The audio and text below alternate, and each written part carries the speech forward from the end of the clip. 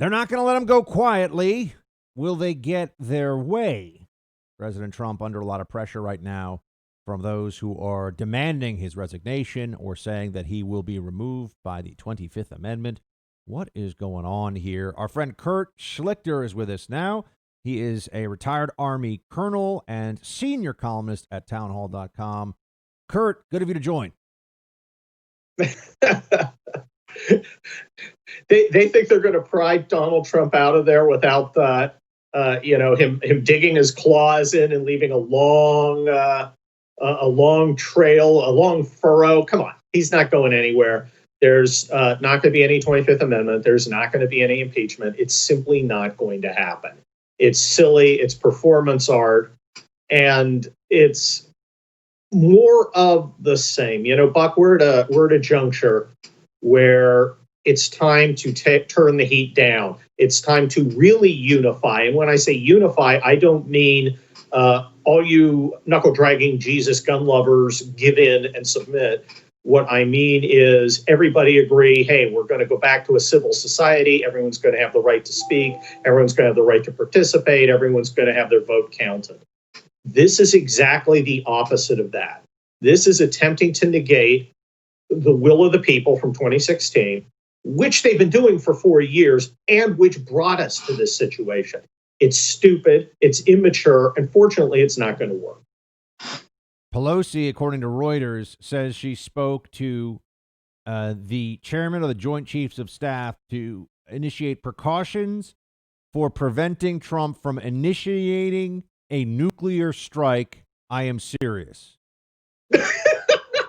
Yeah, because if there's anything Trump's for, it's starting wars.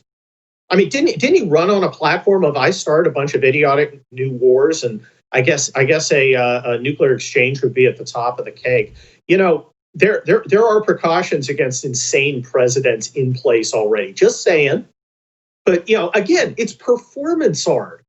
I mean, who's the person out there who thinks Trump's going to go, okay, I'm going to order them to fire the nukes, which they'll do.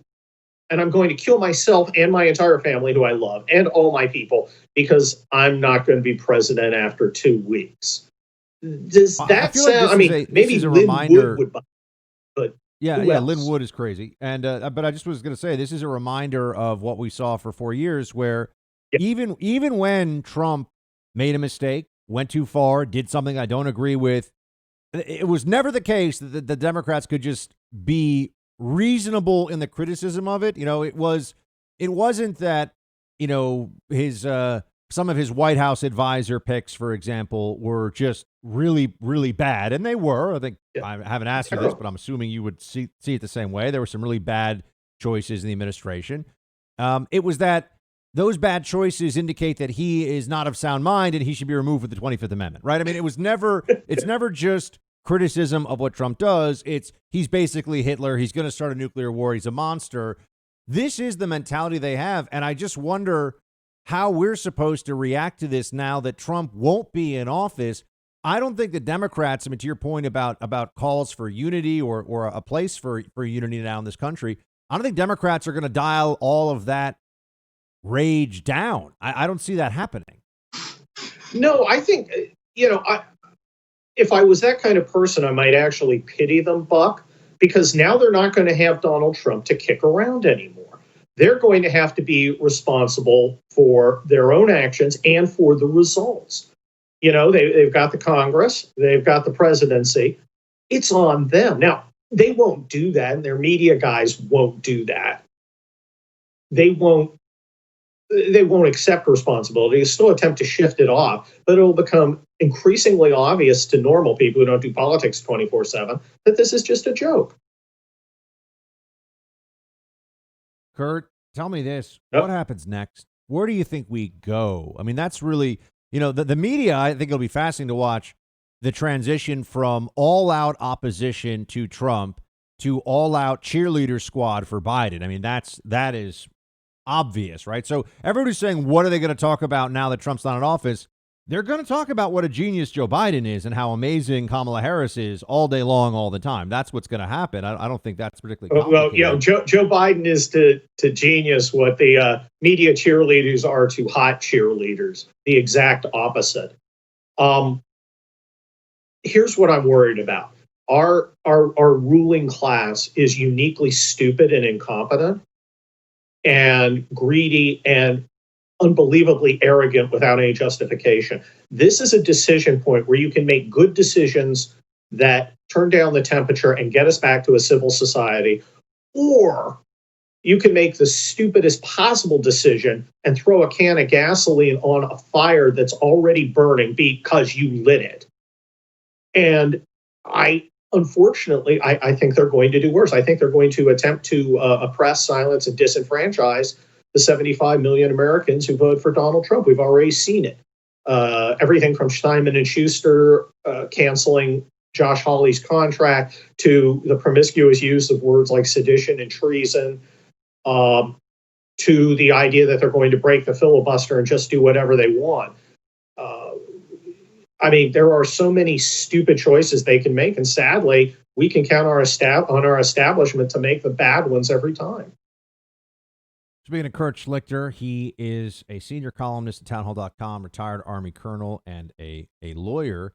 Asking for your lawyer expertise for a moment here, Kurt. Let's just really be honest with this audience right now. There were people who were not telling the truth about what they had when it came to the Kraken, the results of the election getting turned in the opposite direction. I mean, there were frauds involved here. I think we have to look at that now and be honest about that. Well, look, there were a lot of charlatans leading good people on, giving them false hope. Look, I went and worked for the president in Nevada. I saw the fraud. I saw the irregularities. I saw the incompetence. So I am not a believer that this is some sort of squeaky clean election and all the Pollyannas who say it are lying to you. That being said, how do you address it? You address it through the procedures we have. Unfortunately, procedures we have are not designed for the kind of shenanigans that we saw. And you could see very quickly this was going to end with Joe Biden being inaugurated. Doesn't make it right, doesn't make it okay, but that was how it was going to end. Instead, you had people refusing to accept the reality of things. And it doesn't mean you're submitting, you're giving in. No, I am a military guy. I'm a lawyer. I assess the situation as I see it so I can better deal with the facts. And now we have a bunch of people standing around who were praying for the Kraken. You know, Buck, on social media, there's a few people, well, Trump's now maneuvered them right where he wants them. No, he hasn't. That hasn't happened. And frankly, Trump's performance over the last 2 months is subpar. He's made a lot of big errors. I'm a big Trump supporter, but I got to tell people the truth. He has screwed some of this stuff up. And I got to say, in addition to that, there is a lesson here, and it's one that I've had a lot of frustration about over the years. Criticizing a politician in elected office from their own side in good faith does not make you weak. It doesn't make you a waffler. It doesn't make you. It's necessary for the best possible administration and the execution of the ideas and the policies that we, the people, voted for. There was on our side. There was a suppression. If you said, I don't like this, I'll tell you, I got this one. I got furious pushback from people because I've been saying for years, nepotism in this White House you can't do that. You cannot have your children as the most senior advisors in the White House determining who you see and who you talk to. But there are a lot of people that wanted more time in this White House, that wanted more access, and they wouldn't say a darn word about it. And then people in the audience, some of them were saying to me, well, Buck, those are the only people he can trust. Really? Because I think he trusted Mike Pence for 4 years, and I think Mike Pence was loyal to him. Yes, he was, and he was treated shamefully. The way that Trump treated him was awful. I don't like saying that. Look, I am a Trump supporter. I think he was a great president overall. But we've got, and you're absolutely right. We have to distinguish between the bad faith criticism of the Goldbergs, who were simply mad because they were kicked out of power based on their own incompetence and failure to perform over decades, with people like us who are like, hey, we like what you're doing. He could have handled this election aftermath much better while still preserving the questions that are legitimate about the election, which need to be looked into. But he is now, because of his actions, the other side has been empowered to make any questioning of the massive shenanigans involved in the election, nearly treasonous in the eyes of, well, stupid people. But unfortunately, a lot of people are stupid. Kurt, so I think you're right. I think we need to. I'm sorry, we had a little bit of a delay, so I don't mean to step on you. But I just was going to say we have Nevada. You talked about you were in Nevada looking at these results, and I talked to Matt Schlapp. He's a friend. He was in Nevada as well. He said he saw bad stuff. So I got people that I know are squared away and understand what's what. They're telling me that there were clear problems. Let's just looking at Nevada for a second. I mean, Sean Parnell is also a good friend. He says there are clear problems in Pennsylvania. Why couldn't we get one? Just, all we needed, if someone showed me 1,000 double votes, let's say, right? And maybe they weren't even malicious, but just 1,000 double votes, meaning somebody, they voted here and then they voted in the other state and they didn't know, or, I mean, you're supposed to know that, but you know what I'm saying? Like maybe it was just. I know. And there's an answer. The problems, the irregularities is the word I'm looking for, we'd expect. Why couldn't we have that in clear as day, obvious, this is what it is in a court? Why didn't that happen? There are a couple reasons. First of all, our judicial system is not designed and does not have the temperament to address election fraud after an election. Let's start from the beginning. We were not prepared. The Democrats went to all these venues, passed law, changed the rules essentially, and not through the legislature. Much of that was unconstitutional. We didn't push back. We didn't have our own campaign to ensure electoral fairness. When I got to Nevada, there was one lawyer on the ground from the RNC. One. Great guy. It was a good team. We did some good work. But it just wasn't enough. Now, as for the courts themselves, again, they're not designed to overturn elections. And they're by temperament, they don't want to. To win this, we would have had to convince 3 judges to pick the winner of an election. That's almost never going to happen. It's almost never going to happen once. Our judicial system, our entire system is designed to assume that our elections are, fair beyond the margins. That is, there may be a little bit of fraud, but it's not going to change anything. So when you have a massive multi-pronged assault, both by changing rules and by a media that performs as a propaganda arm, frauds, the system's simply not designed to do that. If I had a fraud case, Buck, I would spend 2 or 3 years in discovery. I'd take 1,000 depositions, a bunch of depositions. I'd have plenty of time to do it. We'd write motions back and forth. We would work it up. You've got weeks. You've got weeks to do it, and you got to start from ground zero. And fraud's hard to prove. How do you prove? Okay, you have 1,000 double votes. That's great. Who'd they vote for? Well, obviously they voted for Biden. Well, is it obvious? Can you tell me that for sure? You have no information. You just know there were double votes. You can't just assume. Our system's not designed. Our judicial system is not designed for the kind of electoral problems that we saw. So, I mean, while you've got to address them, and you've got to try and make your case, the procedural things, including standing and timing, latches. We've all learned the word latches lately. Haven't used it since my bar exam, but it's just not designed to handle election fraud. It doesn't do it well. It's very frustrating. It's very frustrating. It is. And It You is. add all this together, and I understand why there's so much anger out there about just the whole the whole thing. The whole thing just stinks. I'm angry. Anyway, Kurt, I appreciate you. I appreciate you joining and share some expertise. Thanks so much. Senior columnist, townhall.com, and veteran Kurt Schlichter. Kurt, we'll have you back soon.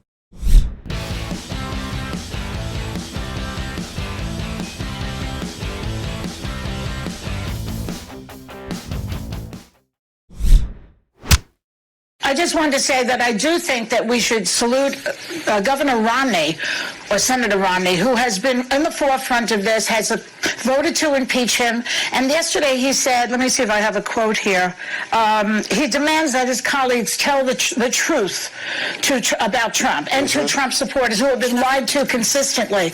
And then I have always said from the very beginning that the lying is the biggest problem, because look at where it has brought these people. And one more thing. Right. How is that going to happen? Because you have somebody like Matt Gaetz saying that it was Antifa people dressed as protesters. This is never going to get settled. They are the biggest liars. They have these people like Gaetz have to be taken down. Right. And the media on the right also has to be sanctioned. Sanctioned. You catch that one at the end? Joy Behar's very upset because, did she ever apologize for Russiagate lies for 4 years? No, of course not. The president was a traitor. He was treason. Throw him in prison. Special counsel. That's all supposed to be just forgotten about. But she wants sanctions on right. She's in the media. There was a time, I want to remind everybody of this. There was a time not that long ago when people who made a living based on the legal and cultural protections of the First Amendment believed in the First Amendment. There was a time. Now, it wasn't all of them, but there were a fair number of people who were, very, the First Amendment was something that they would actually go to bat for. Now, they view the First Amendment as an inconvenience. They feel like they are in charge. They get to dictate. They get to be the ones who tell you how it is and what you're going to do. And it's not good. Not good. Trump never had this. Let's just remember that. Trump had 95% of journalists opposed to him from day one. He had a vast majority of federal bureaucrats across the entire civil service opposed to him from day one. He never had the kind of institutional support that would be necessary to have a real authoritarian regime. You know who will have that kind of support based on what we're seeing? The Biden administration. Does anybody really think that Joe Biden, who no one's even really clear on what he stands for other than just being in office for a really long time, does anyone think that Joe Biden is going to stand to thwart the most destructive impulses of the left? Or is he just going to give a kind of a more palatable version of what they're doing so that he provides cover for their most aggressive and destructive actions? I think you and I both know that one, but they want sanctions. They want to shut it down. They're coming after us, folks. They're coming after those of us who make a living in conservative media. That is for sure.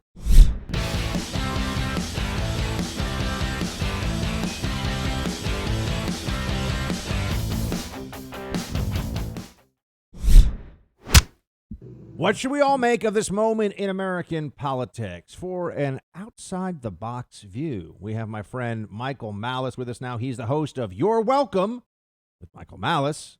Here he is. Michael, we are all girding our loins and preparing for what analytic bombs you plan to drop here. Yeah. What is happening right now in America as you see it?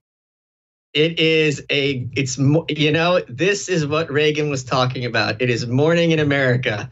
It is a beautiful day because whenever you have the state and the ruling caste demonstrate its weakness, this is a very, very healthy thing. You could listen to corporate media all day long. They will never be able to persuade you that a government which can be kind of taken over by someone from Burning Man who goes up to the speaker's desk and just drops his genital on her table and flexes for the cameras, that this is an empire in its prime. So you think that what we're seeing is a recognition of American decline because of the downfall of opinion around the elites? No. Is that fair? Government decline. America is healthy insofar as the government is weak. I hate this government because I love my country. And for a year now, these despicable, depraved, degenerate class of people who should be in Gitmo as a compromise have been making it illegal to earn a living and to leave your home while they sip and laugh on champagne. So yes, anything that shows that the emperor has no clothes, and emperor as a word I use very specifically, is enormously useful because that demonstrates they do not have the will to back up their edicts. What happens now could get very, very ugly, but what we've been going through has been uglier still. What do you think? I mean, I agree with you on the lockdowns, and I think one part of the conversation that hasn't really gotten nearly enough attention in the last few days even was how many people that were in D.C. for the march, not the riot, but for the march, were outraged about that we've been in a truly, people always overuse the term Orwellian, and I know it becomes such a cliche and it's overused. But when you can't go into an elevator without being told where to place your feet, literally place your feet in the elevator because there's little foot pads, and if you don't do that, you're supposed to be a reckless or a bad person. We have entered a crazy town world of morons running every aspect of our lives while they don't actually do any of this stuff themselves. People are rightly very angry about this. And no one can look at what's happening in California and other places across the country and think that the trade-off that these elites insisted on, we didn't even get a choice in this, was, don't worry, we'll keep you safe. Just let us tell you what you have to do. Let us make you do all these idiotic things all the time. Mask up between bites. Didn't save us. I think people are recognizing this now. 2 weeks to flatten the curve. Remember? 2 weeks. This is just going to be 2 weeks, and then it's all going to go away. I wouldn't call it a riot. Even a riot, we've all seen. If I'm playing Pictionary with you, and I want to draw the word as a riot, burning cars, fires, cars tipped over, people screaming. The Dasani bottle in the speaker's office wasn't even knocked over. This was a tour, a privatized tour. This is the one time the government had a no-knock raid, and the only people who were hurt, there were a few people were killed, which is horrible. There was a Capitol Hill police officer who was killed, apparently hit over the head with an extinguisher. And a girl was murdered. A veteran was murdered by the police, for which I'm sure they're going to have no consequences because they can kill with impunity. But I think there won't be consequences. And I got to tell you, just real quick, Mike. I've spoken to some people that I know in law enforcement and former law enforcement who are very much not. You wouldn't agree with them on use of force. I think generally, even they say, "Why was this woman shot in the neck? What's the justification for shooting?" I mean, yeah, it was an unruly crowd. Could you just open fire and shoot everybody who was at that door? If not, why not? I don't understand how this was a good shoot, as they say in law enforcement. Yeah, I mean, we're not going to get into the cops because that's going to be a whole other sidebar.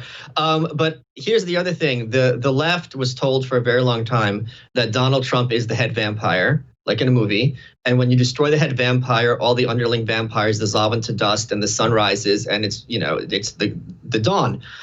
Joe Biden is not going to be able to stop this. Donald Trump was barely able to stop this. I've said this before. They thought he was the river, but in fact, he was the dam. Because for a large segment of the population, tens of millions, he gave them hope that they would have some sort of representation in Washington and their voice would be heard. Now that has been extinguished, and now that they are being marginalized systemically by the corporate press and by the DC establishment, they are not going to be quiet and go home. They are going to get more and more angry. They have very little to lose as their businesses are being destroyed. And historically, the left has understood this. When you marginalize a community and give them nothing to hope for, they're not going to just start playing Parcheesi. They're going to get aggressive. They're going to get violent, especially young males, and it's going to get very ugly very soon. And I mean like Rosa DeLauro ugly.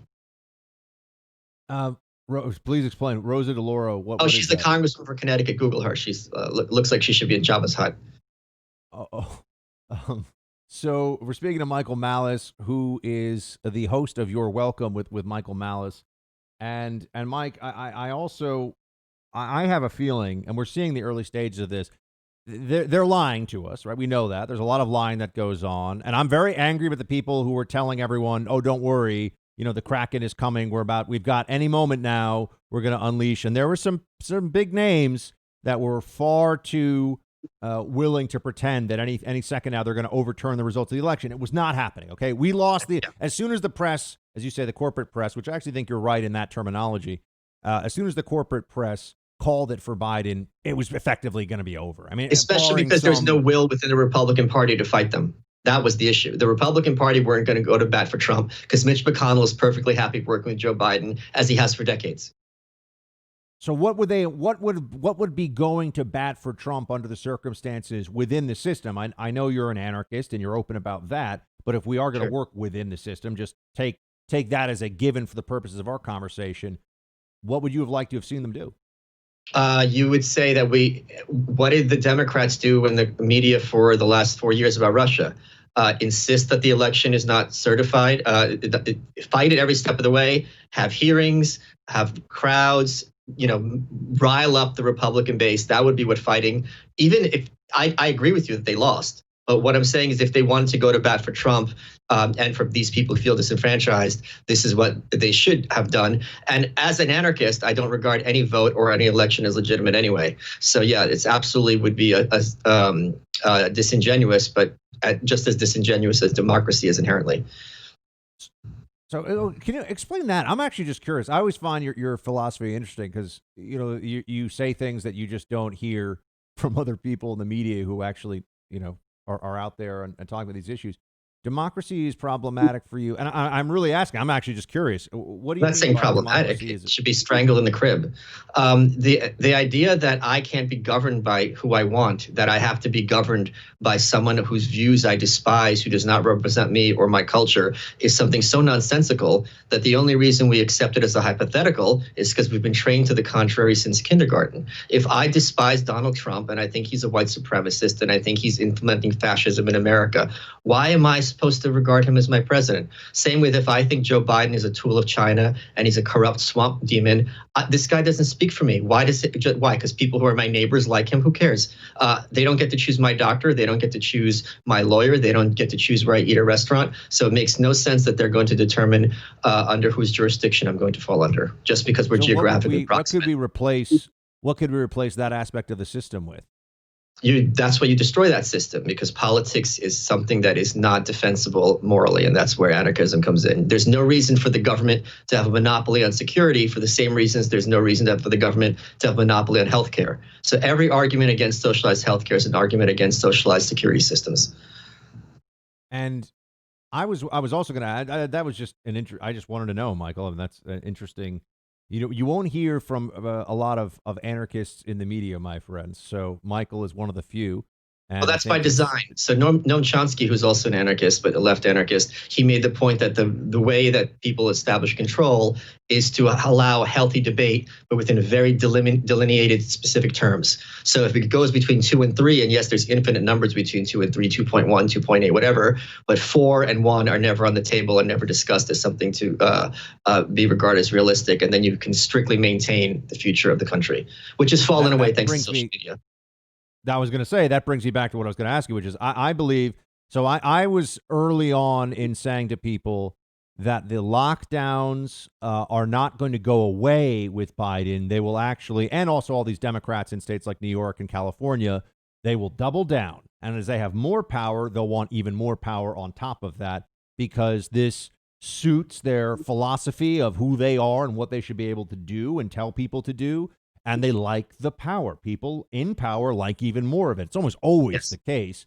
And what we see with the social media companies and the suppression, an open suppression campaign of wrongthink, to borrow another term from Orwell, they're going to do more of this, not less, now that they think that the corporate approved candidate is in office. This is not going to get better now. I think this is going to get worse. Yes, and I think we have a model to choose from, and that is a prohibition. Prohibition stopped when there was disapproval of it, but it also stopped because people started getting violent. If you look at a chart, and this was horrible, the number of police officers who were killed went up and up and up, and then prohibition ends and it goes back down again. So at some point, we're already seeing in Scotland, we saw it in Canada. I don't know if this reached the mainstream desk, but you could see it on social media. Police officers started raiding people's homes. And I don't mean like someone who's a drug dealer or, running some kind of cockfighting ring. I mean, elderly people in their homes, they're breaking down the door and coming in. At a certain point, they're going to do that to the wrong person, and things are going to start popping off in a very, very bad way. And this is something that you would think people in power would understand, but since they're not the ones who are in danger, they have no problem putting police officers in harm's way. It's going to get very, very ugly. I have some very smart friends who, just very bright people who are good people, and they're asking me questions, expressing what they view as very real concerns. Like, I mean, they think they're going to. You mentioned, and I've seen the video in Canada. It's particularly horrific. I mean, they're sending in police to drag people out of private homes for the crime of being with their family members in a private home against the will of the state. It's appalling. And if we had an honest media that wasn't a bunch of hacks for the Democrat Party, they would make a much bigger deal of this. I have people in this country asking me things like, do you think they're going to come after? They're going to go and they're going to start with probably assault rifles, but they'll go down from there, or, whatever, semi-automatic rifles that have cosmetic features they define as assault rifles. They're going to go house to house and take people's guns. I say, I hope that doesn't happen. I don't think it's going to happen. Can I tell them it won't happen? Oh, I mean, people need to this is the anarchist perspective. The government will take as much power as it is able to get away with. It's not going to be stopped by petitions or Facebook updates. It's going to stop when the state and its enforcers realize if we continue doing this, we are going to suffer personal consequences for what we're doing.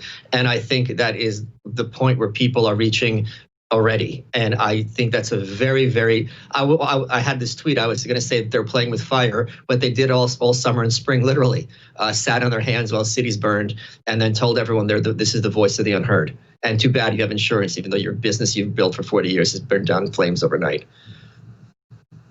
Michael Malus, everybody. You're right with Michael Malus, or yes, you're welcome. Sorry. You're welcome with Michael Malus. I'm right. But you're welcome. You're welcome, Michael. Thanks so much for joining us, man. Appreciate it. Thanks, Buck. Always a pleasure.